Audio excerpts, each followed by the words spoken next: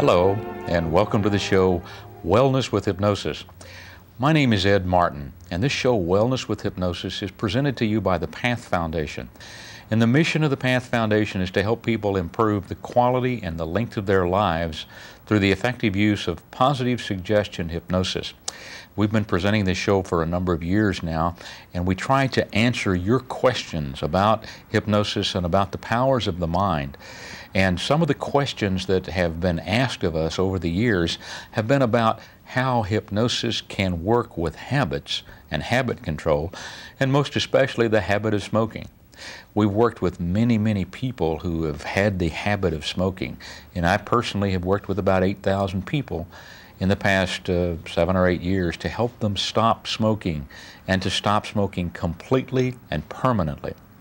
And in doing so, we've found out a number of things about the habit patterns that we have and about the way our mind works.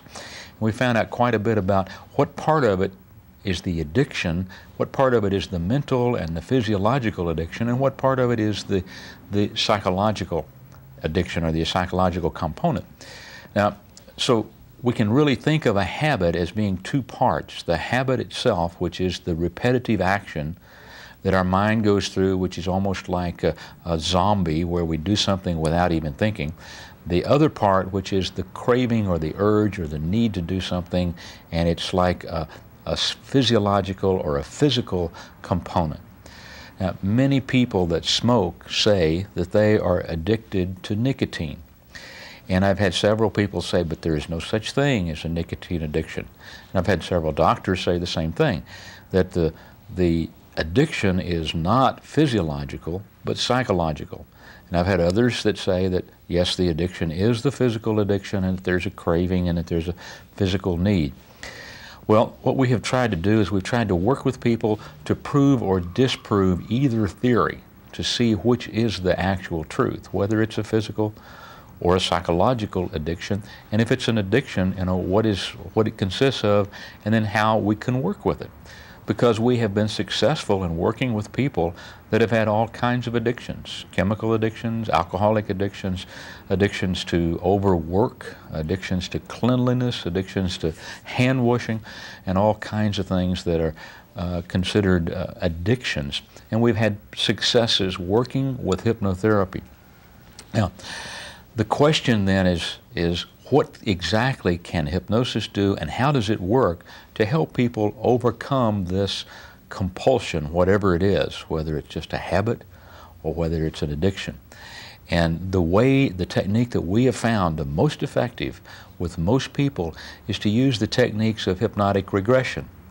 So what happens is we try to teach people how to go into a deep hypnotic state, and then when they're in this deep trance state, while they're in the trance state, we have them regress using hypnotic regression, go back in time and find the first experience, the seed experience, what we call the initial sensitizing event that caused whatever it is, the addiction, the compulsion, the habit, or whatever.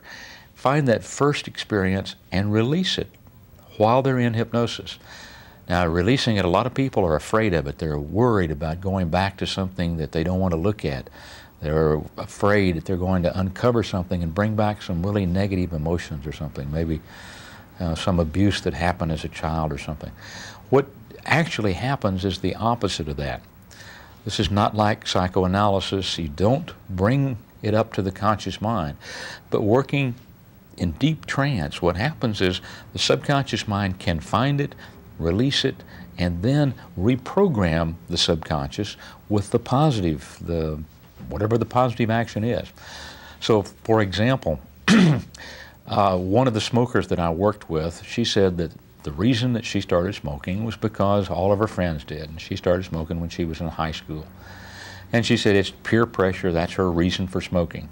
And she tried to quit and tried to quit over and over again, and every time she would stop, she maybe stopped for a month or a week or 3 days, and every time that something would trigger it and she'd go back into it, she'd start smoking again. So we took her back to the seed experience, the first thing that happened that caused her to start smoking. So she went back to the time when she was a very young child, probably 2 or 3 years old, and her father smoked. She loved him, and she admired him, and she watched him smoke.